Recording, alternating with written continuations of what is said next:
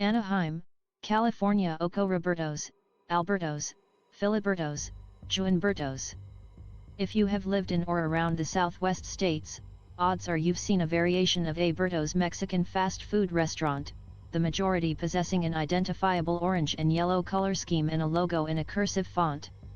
Over the years, variations of the restaurant Oco will explain how and why there are so many. Oco are commonly defined by its carne asada burritos, beef tacos, and rolled taco combination plate, among other savory Mexican food items.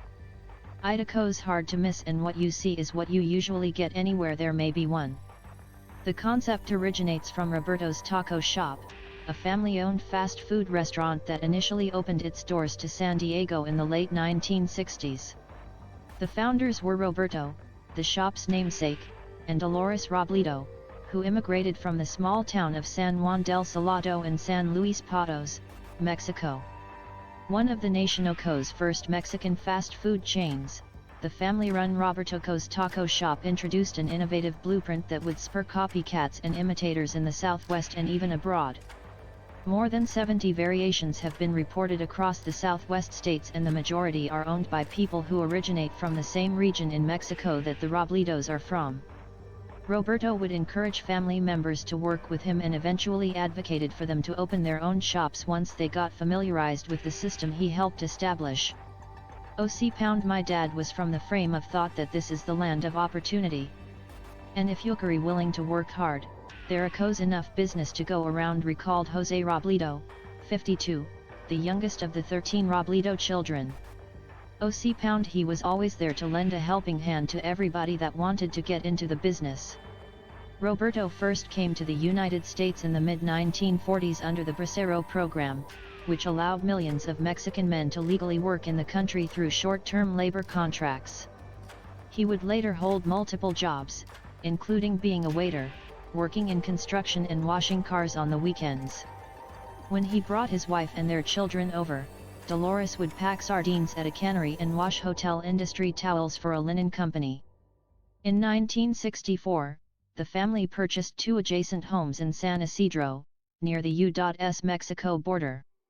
One home was where they lived, the other was converted into a tortilla factory to make corn and flour tortillas to deliver to other restaurants.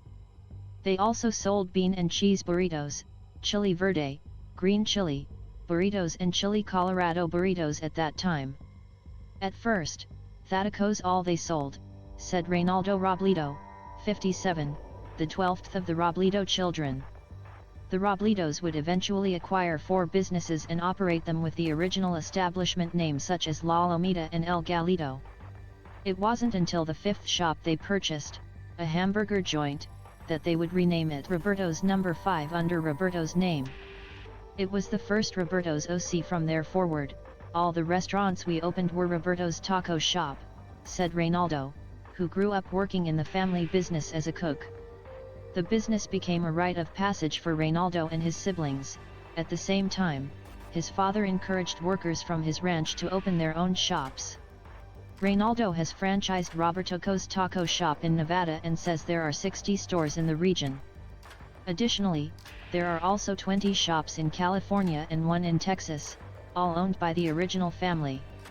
But that's just part of it.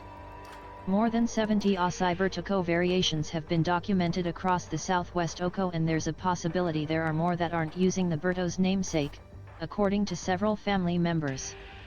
All of those people are from where my data goes from, Reynaldo said. While other shop owners may become upset about people copying and imitating their own restaurant, Roberto welcomed it. Here's how the Berto's variations came about. Roberto prided himself over the fact the restaurants served fresh food made daily, a standard he held at all of the shops he owned and rented others to Oco, and one that continues today by his children. When Roberto found out that relatives were in Oco serving food with fresh ingredients at one shop they rented from him, he was not too happy. My dad told them to change the name.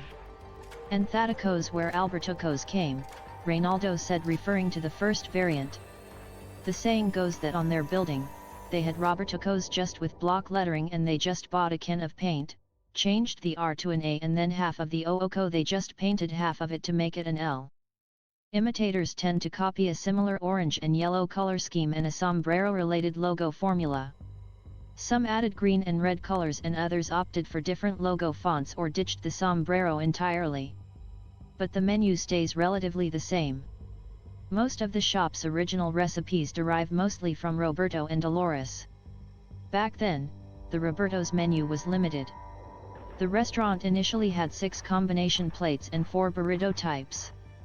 There are now 22 combination plates, 12 types of burritos, and chicken, fish, shrimp, and chimichangas, among other items, were later added to the menu. The California burrito, carne asada burrito, rolled tacos, and beef tacos are among the Shopico's bestsellers. Laura Torres worked with the Robledo family from 1979 to 1984 at one of the original shops in San Diego. Her Aunt Dolores, known as Due Lola to her and others, persuaded her to work in the business after she had difficulty finding work in Chicago. "I stayed to work with them and I liked it," Torres said in an interview translated from Spanish. Now 65, Torres owns 4 Gilberto's Mexican food shops, 2 located in San Diego County and 2 in Glendale, Arizona.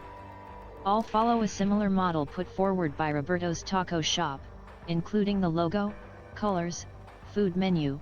"Even the employees are all from the same little ranch in Mexico," she said. The businesses have allowed her to own 2 homes, a 2017 Range Rover and a Ford Vacations in Cancun, Los Cabos, Spain, and Italy. "They've also spurred more variations, there's an infinity of them now," Torres said. "It's normal. People that worked with me, learned and they went on to other states," she said, referring to former longtime employees who moved elsewhere to open their own shops. Reynaldo said he only sells franchises in Nevada to employees who have worked with the family for a minimum of 10 years. Even now, more than 5 decades later, he says 95% of them are still people from the same Mexican village that his parents were from. Roberto's Taco Shop has also been recognized for introducing the California burrito, an item that includes French fries, carne asada, guacamole, pico de gallo and cheese. The coveted item has widely become a menu staple in Mexican restaurants in the region. But mystery still remains as to who introduced the item, as neither Reynaldo or Jose take credit on behalf of their family. "I wanna take credit for that. I know we started a rolled taco, we started the carne asada burrito. We started a bunch of stuff, but the California burrito, I don't remember at what age that came in," Reynaldo said. "California burritos were invented by my nephews at their restaurants. And many years passed before we started selling them.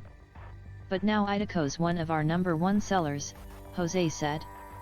"Who would have ever thought we could sell French fries with carne asada? Back in the late 70s, there was no such thing," Reynaldo said. While the family had expanded to Miami between 1999 and 2009, the shops were shut down as Reynaldo deemed them too far and out of reach to manage. But Roberto's, which is owned by Indian-American Dhruv Patel Oko, who is unrelated to the family and the ranch most Bertos derive from, Oko is the only known Bertos chain to have restaurants in India and serve masala crunchy tacos, as first reported by the Arizona Daily Star. Celebrity restaurateur, author, and award-winning host Guy Fieri featured a Las Vegas Roberto's Taco Shop and deemed the carne asada burrito the real deal on the Food Network show All-Star Best Thing I Ever Ate. While Fieri has had many carne asada burritos in his lifetime, something was different about Roberto's, as it's simple, straight to the point, he said in the episode that aired.